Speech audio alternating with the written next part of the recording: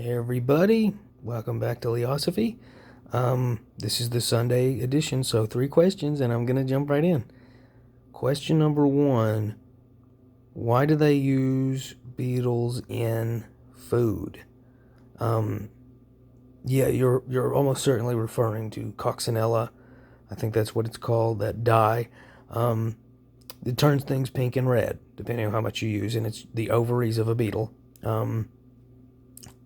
There is no nutritional or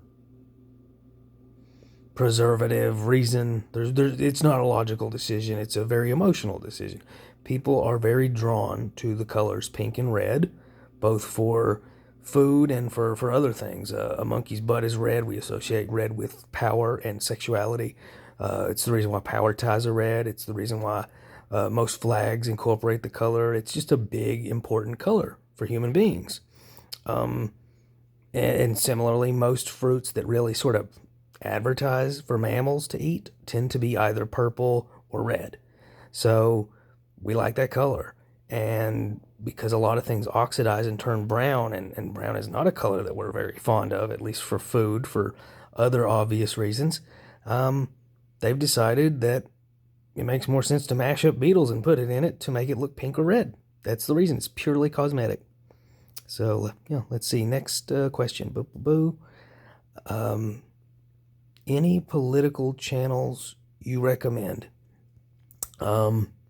Currently, there's a few I can think of, but I recently recommended several. And really what I think people should look up, what I think would be very invaluable information, would be Yuri Bezmenov. It's fascinating, and it puts a lot of things in perspective. I've been watching his stuff for a long time, which I think he died in like the early 90s. But he used to work for the KGB, and it's really interesting stuff, is the bottom line. Okay, last question. Where should I bug out to? Well, again, if possible, it's good to have a hybrid approach where you have a way of hunkering down where you are if you need to, because that's always better if you can. But really, there's no hard definition in terms of geography. I mean, really, it's more a question of where can you build a community, where can you acquire resources, and where are you going to be less inclined to be bothered by subversive elements.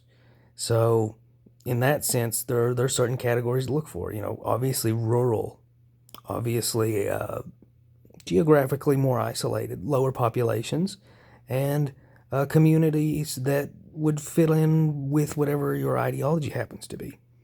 And by the way, this is why I say it's better to bug in.